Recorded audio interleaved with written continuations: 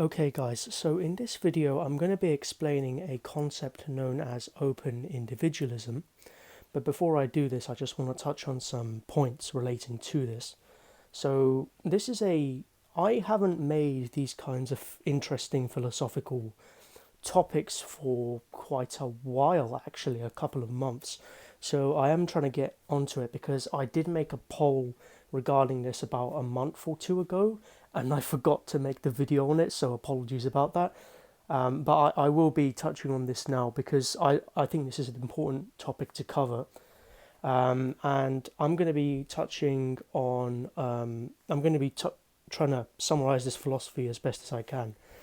Now, open individualism it's a philosophical concept, of course, as I said earlier, but it's a view in the philosophy of personal identity which claims that there is ultimately only one subject of experience, so oneself, right, who is experiencing the world through all conscious beings. So, in other words, you or I and everyone else are numerically the same experiencing entity, just appearing as many. So it's one of three major positions on personal identity across time. So you have these. There are three main ones that I'm going to be touching on today, and I might even expand on them in some aspects. But first of all, you have closed individualism. So this is the common sense view by pretty much everyone. Well, not pretty much everyone, but by the vast majority of people. And it's basically the view that each person is a distinct, persisting self with their own consciousnesses, and that is completely shut off from every other consciousness, in the sense that there's nothing, uniting them, or that there's no unity or connection between them, or that there's nothing uniting them underlying them. It's that every experience is completely different to one another. Then we have empty individualism. So this is sometimes linked to reductionist or especially Buddhist views. So if you guys have any idea, if you guys are familiar at all with Buddhism, Buddhism says that the self or the ego is an illusion. I previously thought that this related. I previously thought that open individualism related to Buddhism, but now I see that that isn't entirely true because empty individualism, even though I've never heard of that before, but doing the research for this video, I did stumble across this concept. Empty individualism is the view that is most linked in with Buddhism, and this view says that there are no persisting selves, only momentary conscious experiences. So, when you put it like that, then it's understandable. But I always thought that open individualism was the concept that was most linked into Buddhism, and I might touch on that later on. And of course, we have the type that we're going to be talking about today, right? So that's the view that there is only one self, which constitutes all conscious beings. Now, the core idea is, and when I say that there's only one self, I'm not saying, or this idea is not saying that there's literally a being, like a being that is controlling all of these experiences. That is nothing. That's kind of ridiculous, but it's this view that there's this underlying control, there's this underlying factor in all of conscious experience that is fundamentally the same, right? That's what it's trying to say. So the core idea of open individualism suggests that the boundaries between persons are illusory, at the deepest metaphysical level, right? The same subject that is you is also every other conscious subject, even though the contents of experience differ from mind to mind. So a helpful analogy may be thinking of like a light through the window. So think of one light shining through many windows, right? Each window creates a different pattern, but the light itself is single. So, I mean, the arguments for this are multiple. There's four main ones. You have identity puzzles such as the teletransportation and fission cases, identity puzzles, which often show that our intuitive self-boundaries are unstable. You have the reductionism about persons, which is from Parfit, who is a neuroscientist, a very well-known, well-respected neuroscientist, which implies that this reductionism about persons implies that personal identity is not a deep fact, which paves the way for unification. And then you have ethical implications. So if all conscious beings are actually you, universal compassion becomes irrational.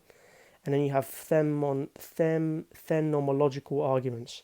So that I in experience seems contentless and not tied to specific memories or traits. Now, before I go on further, I want to say that I'm not agreeing or disagreeing with this video. I'm not disagreeing with this theory. Sorry. I just want to explore this. Right. I just want to make that clear. I should have said that at the start, but whatever. Now I want to go on to the arguments against open individualism. So you have no apparent memory continuity, right? So why don't you remember being others, right? Now, I mean, when it comes to that, right? So I think open individualism is more so of a statement that what makes up your conscious mind is the same from person to person. It's not saying that you experience or remember being others, right, in some kind of, woo-woo spiritual kind of stuff, right, or some kind of Eastern philosophy kind of thing, right? At least I'm pretty sure that's how I would go talk about it, right? But yeah, that one is true. You don't remember being others. That's true. It doesn't match everyday experience, so we seem distant and separate from others, right? With no unifying kind of thing to come together to or with, right? Regarding this, there is a lack of empirical evidence, and one of the most credible ones. But I'll get on to why this may be somewhat flawed later on. Neuroscience associates consciousness with individual brains. Now, before I go on further, I just want to say in relation to that particular point that neuroscience doesn't understand a lot of things. It is one of the most hard to understand sciences, right? Especially when it comes to the theory of mind. So that one there, I'm gonna take it with a pinch of salt, but it is true, right? But to understand. To talk about neuroscience and consciousness, especially the theory of consciousness, I have made videos on consciousness. They are from a while back, but you can have a look on my channel. I'll leave a link in the description of this video if I remember to do it, talking about this. That talks about this. But yeah, it's individual. The science of consciousness is I would argue it's not only very hard to understand, I would argue it's fundamentally impossible to understand. So that's another challenge right there. And lastly, we have categorical mistakes. So critics argue that open individualism confuses the subject of experience with the contents of experience. And I would argue, actually, I would argue that there is a lot of truth to that. Because the thing is, we just don't know, right? So when we talk about, say, the subject of experience and the contents of experience, I would argue that the thing is, what makes up our memories is the same, right? What makes up our sense of self is very similar, right? Sure, you have different shades. Excuse me. You have different shades, but at the same time, it doesn't really mean too much. Do you know what I'm trying to say? Because everyone is the way that they are regardless. You still see those differences pop up everywhere, right? And so that's why actually I won't talk about that now. I'll talk about that later on. But I would argue that that's actually, now thinking back over it, that is the most important, that is for me the most credible argument against this theory. But yeah, I would argue when we talk about the subject of experience with the contents of experience, I would argue that there could be that fundamental clash and misunderstanding between this sense that all conscious experience is the same, or not the same, but it has the same foundation. Now I want to get on to why people find it interesting. So Open individualism has implications for ethics, so it can motivate altruism and concern for all beings. Metaphysics, it challenges the common sense understanding of personal identity. Consciousness, it treats the observer as a fundamental unified entity. And meaning and death, it offers a different perspective on personal survival. Now, I wanted to touch on why I think that Buddhism aligns why I thought Buddhism aligned with open individualism at first. So when we talk about, let's go back to this ethical concern, right? So this view that all consciousness is fundamentally one, right? And this ethical view that I've just outlined to you now. So it can motivate it can motivate altruism and concern for all living beings. If you guys know anything about Buddhism, right, that is one of its core premises, one of the core premises of Buddhism, right? Concern for the welfare of sentient beings as a whole, right?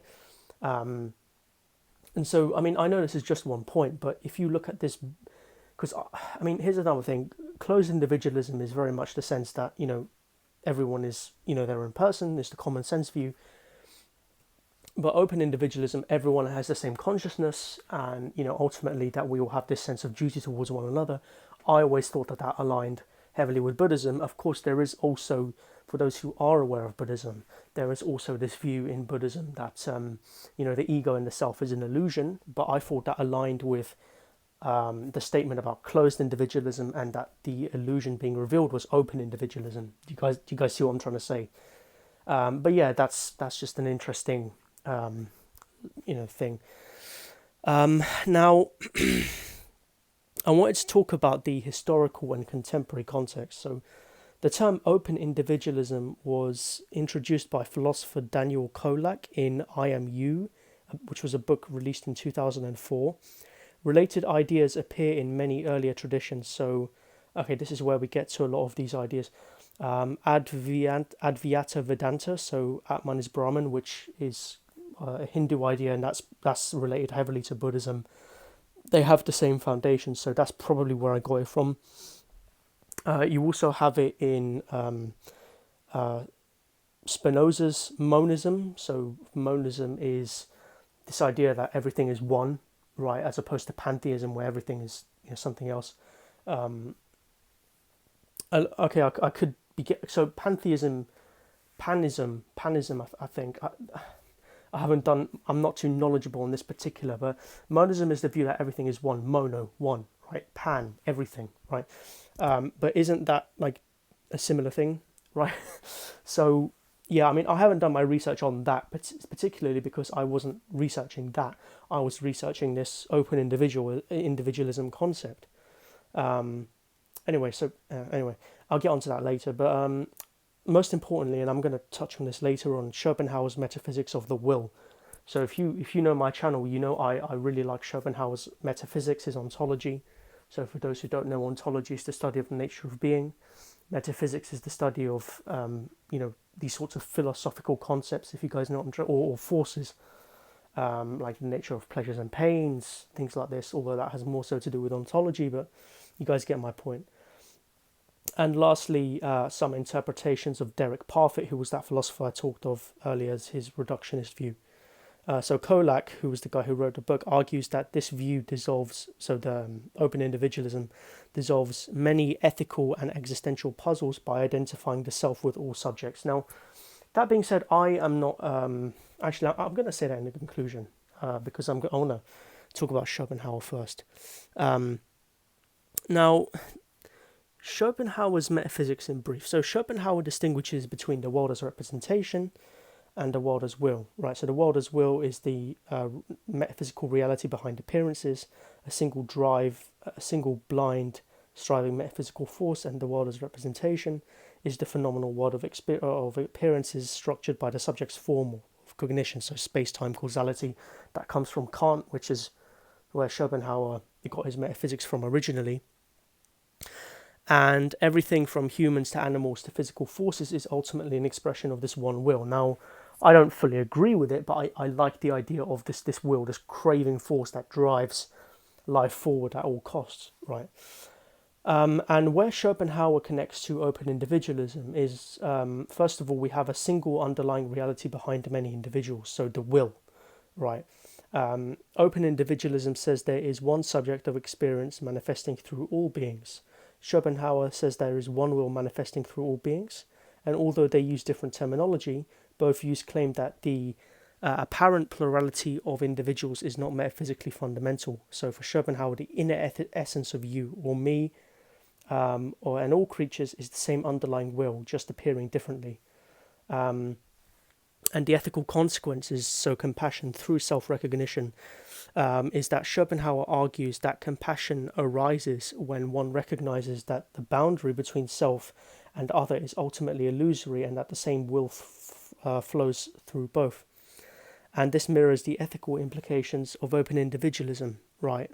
If I am you at the deepest level, harming others is like harming myself, and compassion becomes a metaphysical insight rather than merely a moral sentiment. Now, I mean, I did touch on this earlier, right? I don't entirely believe this, but I do believe that, especially if you are into Eastern philosophy, this is something that would appeal to you, right? And Schopenhauer even says that moral behavior springs from the knowledge that one's own true being exists also in others, right? And that's strikingly close to open individualism's idea that the same subject lies behind all conscious beings. And the subject of knowing is singular, right? So Schopenhauer talks about the will as a monumental. Hang on, how do I say? Muenal. Okay, reality. I don't even know how to say it. He also argues that the subject of representation is one and the same across all beings. And then that aligns with open individualism's claim that the multiplicity of selves is a phenomenal appearance, not a metaphysical fact. Now that's enough of that. I just want to talk about why they differ. So Schopenhauer does not claim that there is an experiencing self of each person and that is numerically the same. Instead, he claims that the muenimal, I can't say it, the muenimal essence, the will is one, the transcendental subject is one, but the empirical ego is multiple. So open individual collapses these distinctions and says that all conscious beings share the same experimental subject. I agree more so with Schopenhauer here. I don't agree with Schopenhauer on everything, or even on a lot of things. But anyway, I'm not going to get onto that now. And of course, the will is not a self, right? Schopenhauer's will is blind, aimless, non-conscious. It is not a subject or a knower. Open individualism, by contrast, concerns the unity of conscious experience, not the unity of a blind force. And for Schopenhauer, the metaphysical unity is tragic, it's not liberating, right? So the unity of beings in Schopenhauer leads not to a celebrity I am you, but to pessimism, compassion rooted in shared suffering, and the ideal for renunciation or asceticism. And open individualism is often interpreted more positively, like say with spirituality and all this kind of stuff that I consider to be nonsense. However, philosophically speaking, I would say that it aligns quite closely to Buddhist ideas. Even though I did talk against that earlier, but now that being said, I think that has given a pretty deep view of open individualism. I want to give my own thoughts on this, and then I'm going to end the video. Now, I personally do not believe that we are all one. Like we all share one consciousness. However, I do, and this sounds contradictory in a way, I do believe in a lot of the ideas behind open individualism. So I have told you guys that I believe in a theory known as generic subjective continuity. So you can't experience lack of experience. I also do believe that that what makes up our conscious minds is the same from mind to mind. Of course, we don't know, as I said before, I don't believe we can ever know, given the nature of consciousness and the study of consciousness and neuroscience and all these other kinds of, deep topics, right? And I don't believe that is the thing that we should focus on, but regardless, that's not what I'm going to talk about now. Going back to the topic, I believe that when we I do believe that each living being has the capacity to suffer, and suffer to great degrees, and that should influence our ethical outlook, and it should increase ethics and empathy within us, among a range of other factors, right? But I don't believe that all conscious experience comes from the same root. I don't believe in that spiritual stuff. There's no, as I said in the counter arguments to this, I don't believe, there's no evidence for it. And I'm a naturalist, so I don't believe in a soul or a spirit or whatever, a force that animates us. This kind of dualism, mind-body dualism, as laid forth by what was his name? You know what? I know who it is. Descartes. Yeah, René Descartes. Yeah, he said I'm pretty sure he put forth the idea of mind-body dualism. If I'm wrong, correct me in the comments. But because for this part, I'm just talking off script. So yeah, I would say that those are my arguments. Also, here's the thing, right? I am a closed individualist from the perspective of everyday psychology, and I know this is kind of going against what open individualism and some of the arguments against this, but from day to day, you just experience yourself from a closed individual, and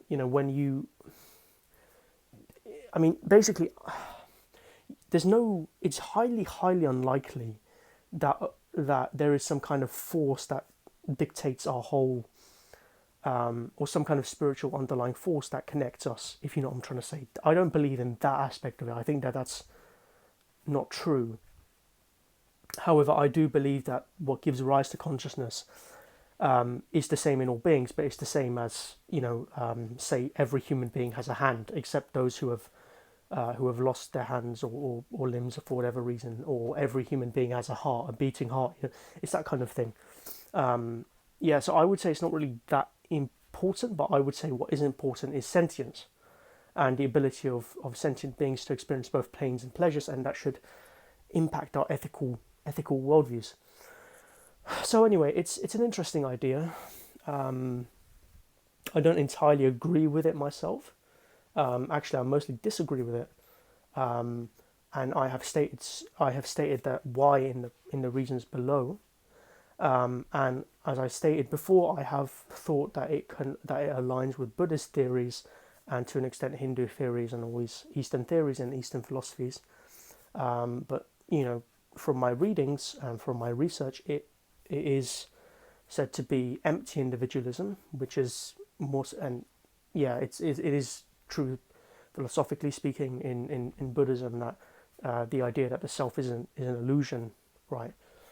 And that must ultimately be overcome, is the view of these religions. But I always thought open individualism aligned with it a lot more. So yeah. Anyway, I'm gonna leave it there. If you liked it, leave a like and a subscribe, and tell me what I could improve on in the comments. And see you guys in the next one. And I'll see if I can make more of these interesting philosophical videos. But I'm going to be releasing some more videos relating to procreational ethics. I'll see, because that was the second video that I had, and I've got a couple more videos coming out soon. But it's not a return to antinatalist content. I'm not going back to that stuff. But I have thought about releasing a couple more videos relating to those kinds of topics and spaces. But anyway, see you guys in the next one.